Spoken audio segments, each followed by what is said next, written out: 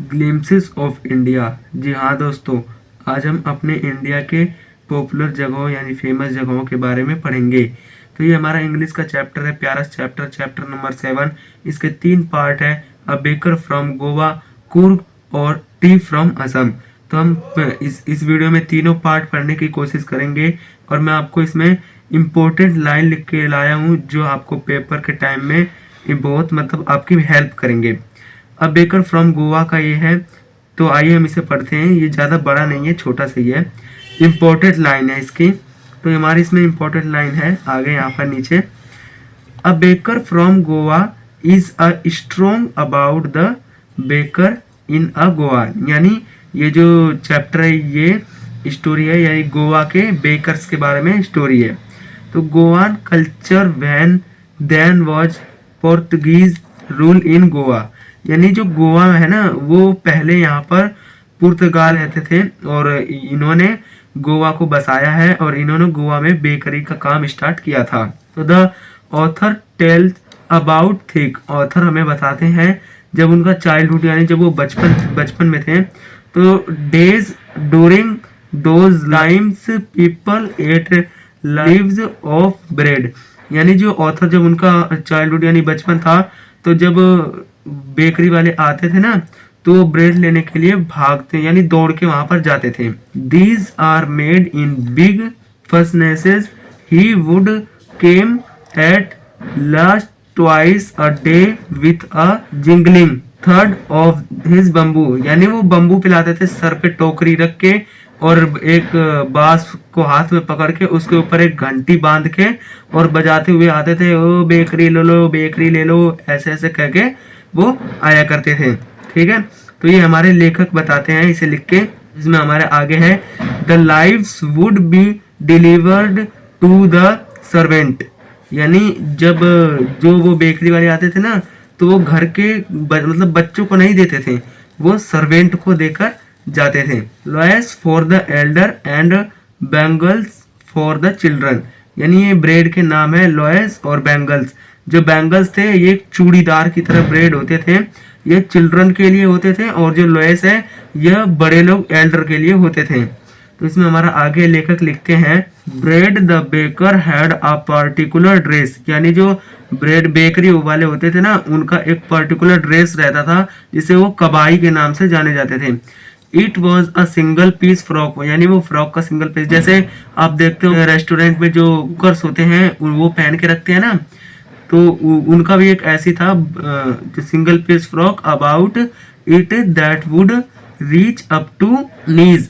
यानी जो जो उनका सिंगल फ्रॉक वाला जो कपड़ा था वो उनके घुटनों तक आता था। वो इसलिए पहनते थे ताकि कुछ बनाते समय या कुछ जो बांटते समय उनके कपड़ों पर कोई दाग वाग नहीं लग जाए, इसलिए वो उसे पहनते थे। और वो घुटने तक होता था ताकि कोई दाग भी लगे तो वो डायरेक्ट नीचे गिरे, हमारे कपड़ों पे ना लगे।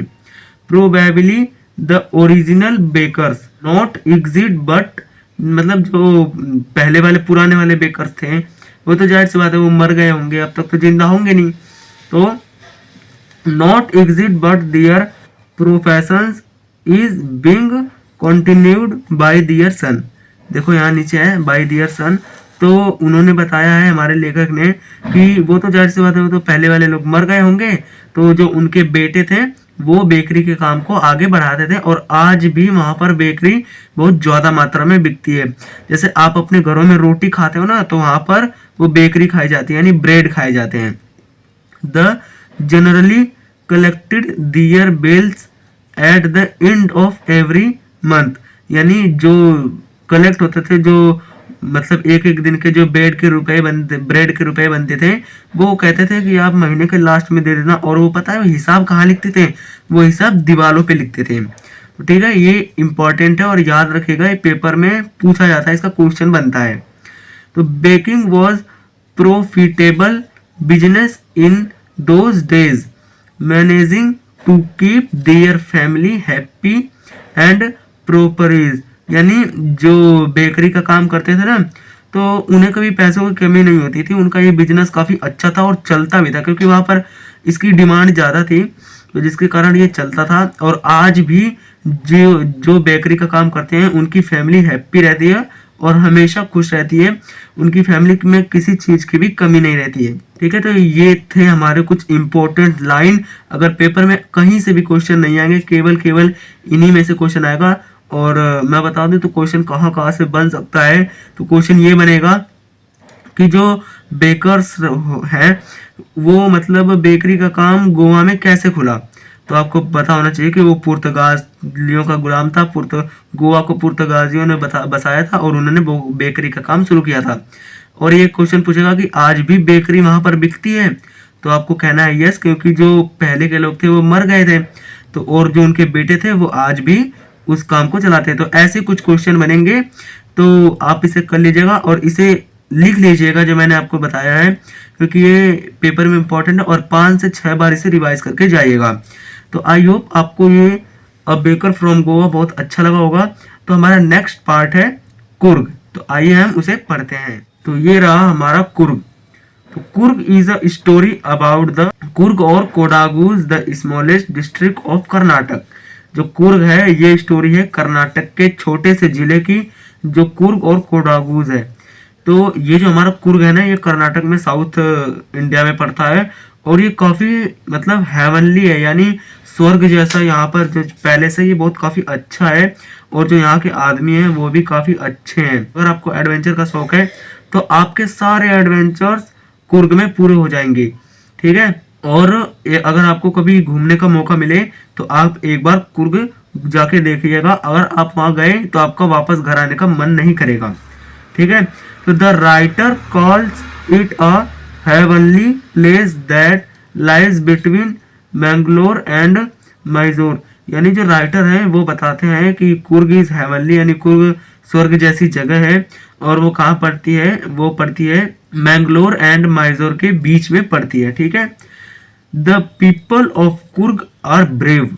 जो कुर्ग के पीपल होते हैं, लोग होते हैं ना, वो काफ़ी बहादुर माने जाते हैं। जैसे आपने मेरठ वेरठ का नाम सुना होगा, तो वहाँ के लोग भी काफ़ी बहादुर थे। जैसे राज चौहान और महाराणा प्रताप, ये लोग मेरठ के थे। तो वैसे ही कुर्ग के लोग भी बहुत बहादुर होते हैं। They are possible of Greek और अरेबिक डिस्टेंस। यानी जो कुर्गी लोग होते हैं ना, वो इंडिया के नहीं है, वो कहीं और किसी और देश के हैं जो इंडिया में बस गए हैं। तो सब एक अंदाजा लगाता है कि ये लोग हैं जो ग्रीक के हो सकते हैं या अरेबिक हो सकते हैं। ठीक है, तो जो ये हमारा ये देयर लिखा है, there is a famous story that a part of Alexander army. ठीक है, तो ये एक फेमस स्टोरी है जो मतलब कहीं ना कहीं दिखाती है कि जो कुर्गी लोग हैं वो कहाँ के हैं। तो ये अलेक्जेंड्रिया, आपने सिकंदर का नाम सुना होगा, जो विश्व विजेता था सिकंदर। ठीक है, तो Alexandria army had to settle here as it was not possible for them to return. यानी जो अलेक्जेंड्रिया की आर्मी थी, जो वो कुर्ग में बस गई, वो वहां पर आके सेटल हो गई। और सेटल मतलब बसना। ठीक है, तो वहां आके रुक गई और उसे जाना इम्पॉसिबल हो गया। तो इसलिए वो वहीं रही और वहां पर शादी वादी करके अपना घर मकान बना के रहने लगी। ठीक है, तो ये मैंने आगे लिखा भी है कि so they married with the local and settle here. तो इसमें हमारा आगे है the story draws support from the kupya, a land back coat with an embroidered waist belt worn by Kodagus that, मतलब कोडागुज। तो यहाँ तक मैं आपको बता देता हूँ कि इस स्टोरी को मतलब सपोर्ट देने वाली बात ये है कि जो उनके परदादा थे, यानी जो उनके पूर्वज थे, वो एक कुपिया, जो कि बेल्ट जैसे होते हैं, जैसे पंजाबी के सर पे पगड़ी होती है ना, तो वैसे भी अरबिक की पहचान थी कि वो कुपिया अपने कमर पे बांधते थे। तो वैसे भी अभी भी लोग, कुर्गी लोग जो हैं वो भी अपने कुपिया कमर पे बांधते हैं।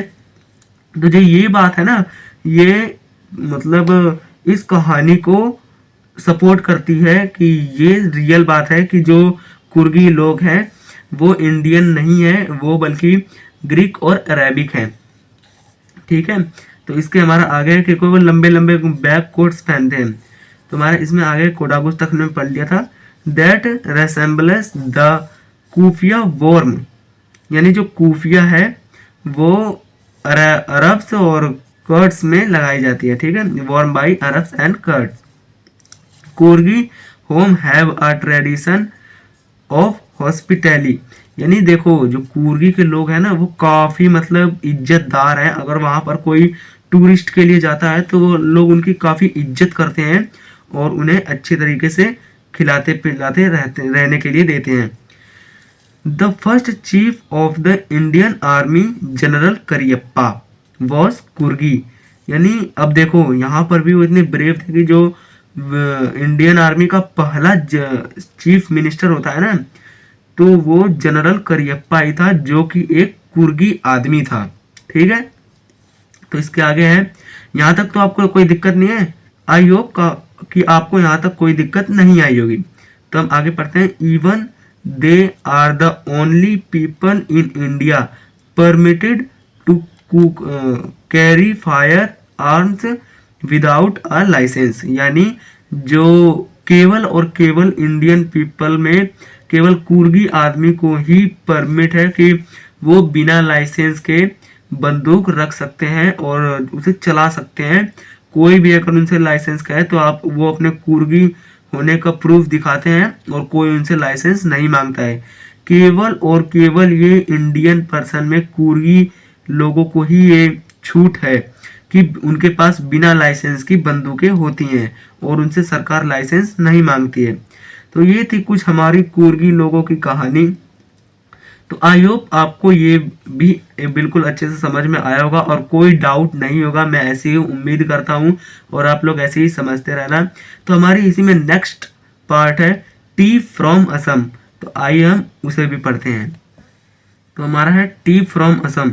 इसमें मतलब जैसा कुछ दिखाया नहीं जाता, इसमें दो दोस्त होते हैं जो कि घूमने जाते हैं, जिसमें एक दोस्त का नाम होता है प्रांजल और एक दूसरा दोस्त होता है जिसका नाम होता है राजवीर। तो उसी में जो प्रांजल होता है वो असम का ही रहने वाला होता है और जो राजवीर होता है वो पहली बार असम गया होता है, जिसके कारण वो बहुत ज़्यादा एक्साइटेड होता है। तो कुछ ऐसी स्टोरी है। तो आइए मैं आपको इसमें इम्पोर्टेंट लाइन जो मैंने लिख रखी है वो आपके साथ शेयर करता हूँ। तो they are two friends Pranjal and Rajveer. तो इसमें दो फ्रेंड है जो जिनका नाम है प्रांजल और राजवीर। तो who are set to go to Assam Pranjal home town. तो जो प्रांजल का घर है वो असम में ही है और वो असम ही जा रहा होता है। As the train moved forward Rajveer got excited. तो जो ट्रेन है वो जब ट्रेन मूव कर रही थी यानी चल रही थी तो राजवीर है वो काफ़ी एक्साइटेड हो रहा था देखकर। तो क्या देखकर एक्साइटेड हो रहा था ये हम आगे पढ़ते हैं। To see the scenes beauty of the tea estates, यानी वो मतलब चाय की बागान देखकर वो काफ़ी एक्साइटेड हो रहा था। फ्रॉम द विंडो से वो देख रहा था और वो चिल्ला रहा था कि ये देखो टी के बागान और ये देखो खेत हैं। तो ये बात सुनकर मतलब प्रांजल जो है वो बिल्कुल एक्साइटेड नहीं हो रहा था। वो कह रहा था अरे चुप हो जा, मैंने ये सब में बहुत सब देखा है। तो राजवीर को डांटकर चुप करा देता है। बट राजवीर इतना ज़्यादा एक्साइटेड होता है कि वो चुप ही नहीं होता, वो चिल्लाता रहता है। Assam is a T country. तो असम है वो टी कंट्री है, चाय का देसी मान लो उसे एक तरीका से। तो according to one legend it was first. तो ये जो है एक लेजेंड के बारे में बताएगा कि चाय कैसे आई हमारे इंडिया में और इंडिया में क्या पूरी वर्ल्ड में कैसे आई। तो ये एक लेजेंड बताते हैं। Consumed in China and reached Europe in the 16th century, यानी ये पहले तो चाइना में आई फिर उसके बाद चाइना से यूरोप में 16वीं सेंचुरी में पहुंची। तो इसके हमारा आगे है where it was mostly popular for its medicine properties. तो जो टी है इसका ज़्यादा से ज़्यादा जो लोग उपयोग करते थे तो मेडिसिन के लिए इसका उपयोग ज़्यादा से ज़्यादा होता था। तो one is a Chinese emperor was boiling water for himself. तो ये जो चाइनीज राजा थे वो अपने पानी को अपने घर पे उबाल रहे होते हैं, खुद उबाल रहे होते हैं। Boil the water was boiling some, वो कुछ देर तक उसे उबालते हैं। From the twigs under the burning pot fell into the boiling water. यानी जो उसमें एक पत्ती होती है वो जल रहा होता है, यानी पानी गर्म हो रहा होता है, तो उसमें एक पत्ती आके गिर जाती है, जिसके कारण जो पानी का टेस्ट होता है वो बिल्कुल बदल जाता है। It in change the taste of water, इसमें यही है।